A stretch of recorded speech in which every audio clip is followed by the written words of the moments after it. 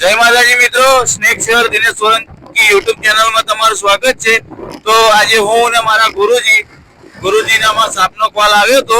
તો આજે જઈએ છીએ, કઈ આગળ જઈએ છીએ એ એમની જોડે આપણે જાણીએ. હેલો, હું કેતન પટેલ દયા ફાઉન્ડેશન કરમસદ તરફ વોરંટિયર.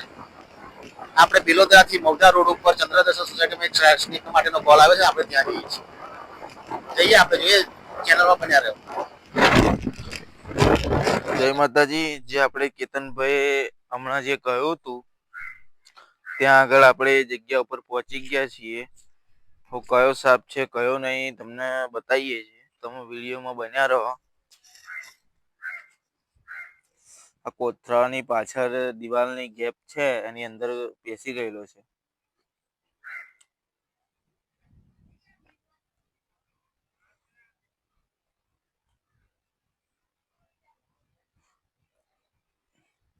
દેખાય છે, જુઓ મિત્રો. પ્રેક્ટિકલ કોબરા નાગ છે, ઇન્ડિયન સાપ કે નાગ કે ફેણીઓ કે એ જ આ સાપ છે. સાપ વસ્તુ બહુ ખતરનાક આવે છે, એટલે જેમ બને એમ મિત્રો તમારે સાપથી દૂર રહેવું.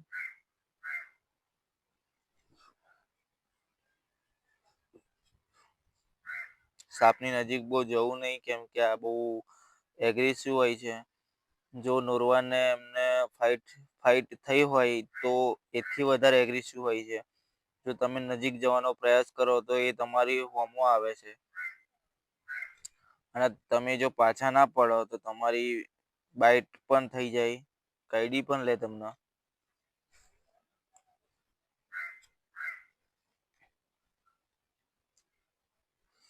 જો આપણે એને બહાર કાઢીશું. હવે કેતનભાઈ બહાર કાઢે છે, હું સાઈડમાં ઊભો છું, જોવા છું. એમની જોડે તો હું સાપ પકડવાનું શીખ્યો હતો.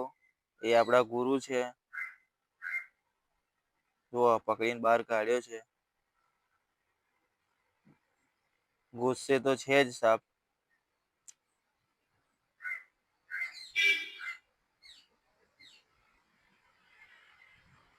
જોઈ શકો છો તમે.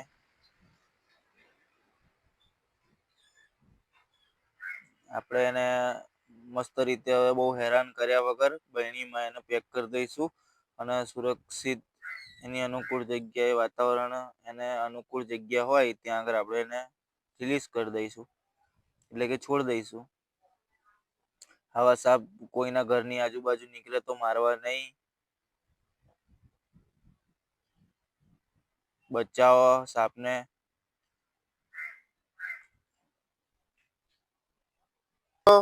આપણે હમણાં પ્રેક્ટિકલ કોબરા રેસ્ક્યુ કર્યો છે. મેં નહીં કર્યો, કેતનભાઈએ કર્યો છે. એમની જોડે થોડી વાતચીત કરો. આપણે બિલોદરાથી જે સાપ રેસ્ક્યુ કર્યો છે તેને આપણે અત્યારે રિલીઝ કરીએ છીએ.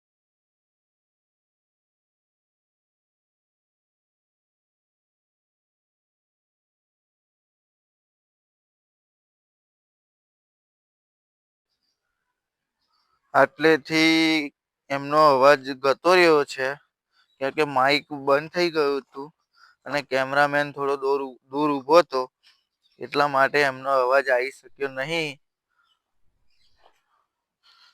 તો તમે જુઓ સાપ છોડે છે.